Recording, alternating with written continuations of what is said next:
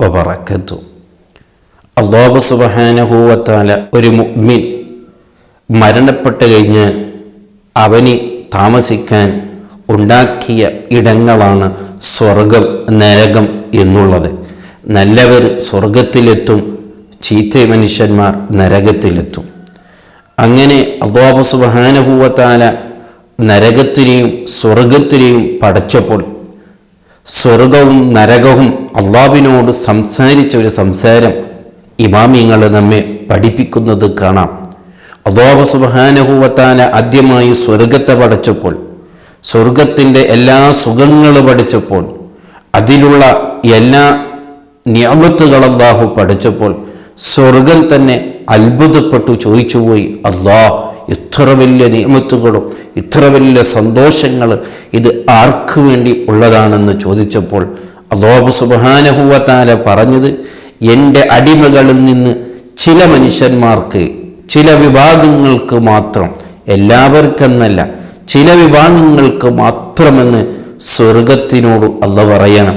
അപ്പോൾ സ്വർഗം അതിശയത്തോടു കൂടി ചോദിച്ചു, അല്ല റബ്ബേ, നിന്റെ അടിമകൾ എല്ലാവരും ഇതിനെ കൊതിച്ചു പോകുമല്ലോ, ഇതിനെ ആരും വിരോധിക്കില്ലല്ലോ, ആരും ഇഷ്ടപ്പെടാതിരിക്കില്ലല്ലോ, എല്ലാവർക്കും ഇത് തന്നെയാണല്ലോ ആശയുള്ളത്, ആഗ്രഹമുള്ളത്. ഇതിനെ കണ്ടാൽ, ഇതിനെക്കുറിച്ച് മനസ്സിലാക്കിയാൽ, ഈ സ്വർഗത്തിനെ കുറിച്ച് ഒരാൾ അറിഞ്ഞാൽ പിന്നെ ഇതിൽ നിന്ന് ഒരാൾ വിട്ടുപോകൂലല്ലോ റബ്ബേ.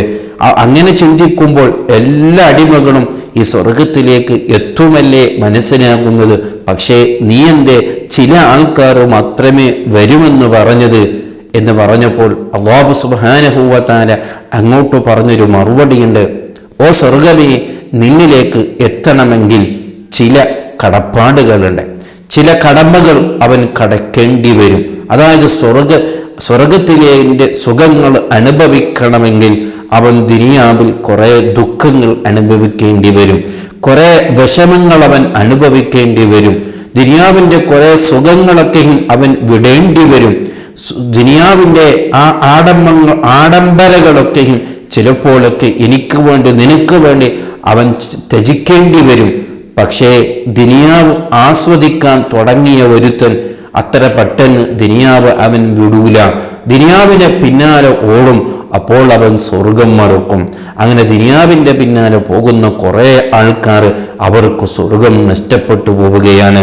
അതേ സമയത്ത് സ്വർഗമുണ്ട് എനിക്ക് എന്ന് പറഞ്ഞ് ദുനിയാവിൻ്റെ ഏതൊരു സുഖത്തിൻ്റെ പിന്നാലെ ഓടാത്തവൻ ഒരു വിഭാഗം, ചില ആൾക്കാർ മാത്രമേ ഇവിടെ എത്തുകയുള്ളൂ എന്ന് സ്വർഗത്തിനോട് അല്ലാഹു പറയാണ്. അല്ലാഹുവേ, എന്തൊരത്ഭുതമാണ്, ചിന്തിക്കേണ്ട ഒരു വിഷയമാണ്. അല്ലാഹു ആ സ്വർഗത്തിലേക്ക് എത്തുന്നവരിൽ അല്ലാഹു നമ്മെ പെടുത്തുമാറാവട്ടെ. അങ്ങനെ നരകത്തിന് അല്ലാഹു പഠിച്ചപ്പോൾ അതിൻ്റെ ശിക്ഷകളും അതിൻ്റെ ഭയാനകതൊക്കെ കണ്ടപ്പോൾ നരകം തന്നെ പേടിച്ചുകൊണ്ട് അല്ലാഹുവിനോട് ചോദിച്ചു, അല്ല റബ്ബേ, എത്ര വലിയ ശിക്ഷകളൊക്കെയും ഇത് ആർക്കുള്ളതാണ്, ആർക്ക് വേണ്ടിയാണ് ഇത് എന്നെ നീ പഠിച്ചിട്ടുള്ളതെന്ന് ചോദിച്ചപ്പോൾ അല്ലാഹു പറഞ്ഞത്, എൻ്റെ അടിമകളിലെ ഒരു വിഭാഗം, ചില ആൾക്കാർ ഇവിടെ എത്തും, അവരെ ഞാൻ ശിക്ഷിക്കുമെന്ന് അല്ലാഹു പറഞ്ഞപ്പോൾ അവിടെയും നരകം അത്ഭുതത്തോടു കൂടെ ചോദിക്കുകയാണ്, അല്ല റബ്ബേ, നിന്റെ അടിമകൾ ഈ നരകത്തിനെ കുറിച്ചൊന്ന് പഠിച്ചാൽ, നരകത്തിനെ കുറിച്ച് മനസ്സിലാക്കിയാൽ പിന്നെ ഒരിക്കലും ഇവിടെ എത്തൂലല്ലോ, അവരെല്ലാം സ്വർഗത്തിലേക്ക് എത്താനല്ലേ ആഗ്രഹിക്കുന്നത്, ഇവിടെ ഒരാളും വരാൻ സാധ്യത ഇല്ലല്ലോ എന്ന് പറഞ്ഞപ്പോഴാണ് അല്ലാഹു സുബ്ഹാനഹു വ തആല നരകത്തിനോട് പറഞ്ഞത്, ഓ നരകമേ, നിന്നിലേക്ക് അടുക്കുന്നവർ, അതേ നേരത്തെ സ്വർഗത്തിനെ കുറിച്ച് പറഞ്ഞതുപോലെ ദുനിയാവിൽ നിന്നിലേക്ക് അടുക്കുന്നത് എളുപ്പമാണ്. ദുനിയാവെന്ന് ഇതിൻ്റെ മുമ്പിൽ ഈ സ്വർഗം നരകം എന്ന് വരുന്നതിന് മുമ്പ് ഒരു ഘടകമുണ്ടല്ലോ, ദുനിയാവ്. ആ ദുനിയാവിൻ്റെ ചതിയിൽ കുറേ ആൾക്കാർ പെട്ടുപോകും. അവിടുത്തെ സുഖങ്ങളെ പിന്നാലെ അവർ പോയി പോകും. അവിടുത്തെ സുഖങ്ങളെ സുഖിച്ചുകൊണ്ട് അപ്പോൾ അവർക്ക് നരകം മറന്നുപോകും. നരകത്തിലേക്ക് പിന്നീട് പോകണമെന്നുള്ള ചിന്ത അവരെ കൽബിൽ ഇല്ലാതെയായി പോകും. അങ്ങനെ അവർ നരകത്തിനെ തന്നെ തിരഞ്ഞെടുക്കുന്നവരായി പോകുമെന്ന് അല്ലാഹു സുബ്ഹാനഹു വ തആല നരകത്തിനോട് പറയാണ്. മൊത്തത്തിൽ മനസ്സിലാക്കേണ്ട വിഷയം, ഇതിൽ നമ്മൾ ഏതെങ്കിലും ഒന്നിൽ പെടുമല്ലോ.